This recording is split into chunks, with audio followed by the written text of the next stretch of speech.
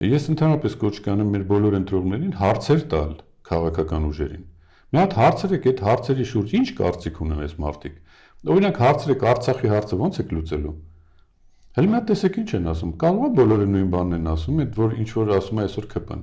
Դե եթե ԿՊ-ն ասում է այն ինչ որ դուք եք ասում, կամ դուք ասում եք այն ինչ որ ԿՊ-ն է ասում, էլ ինչ իմաստ ունի փոխել իշխանությունը։ Դե թողես իշխանությունը մնա։ Եթե նույն բանն եք ասելու, այսինքն հիմա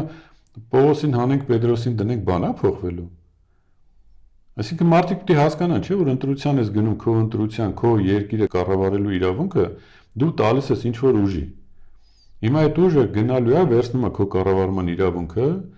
գնում է ինչ որ բան փոխելու։ Դու ինքդ մի հատ մտածի, եթե դու տալիս ես այդ իրավունքը իրան, որովհետև դժգոհ ես իշխանությունից։ Եվ ինքը գնալու է անդեր նույն բանը անի, ընդ որում ավելի վատ որակով։ Արժի իրան տալ այդ բանը, թե չէ։ Պետք է մի հատ մտածել, ամեն քաղաքացի պետք է մտածի դրա մասին, որովհետև ընտրությունները խաղալիք չի, ընկերոջ բարեկամի ասելով չի, կամ, չգիտեմ, այնտեղ ֆինանսական ինչ-որ բաներ անելով չի,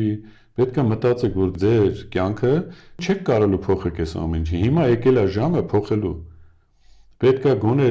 գնաք այն ուժերի հետևից, որոնք ինչ-որ տրամաբանական բան են ասում։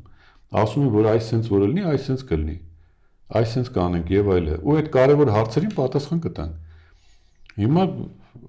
հարցեր կան, չէ՞, այդ հարցերին պետք է դուք նշեցիք, որ տարածքային առումով ինչ վերա։ Հիմա պետք է հարցնել այդ ուժերին։ Արևմտյան Հայաստանի հետ կապված, ցեղասպանության հետ կապված, Արցախի հետ կապված,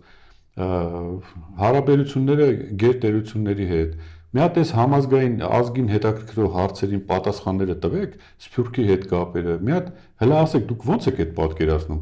Մարդիկ թող այդ մի հատ լսեն, հետո արդեն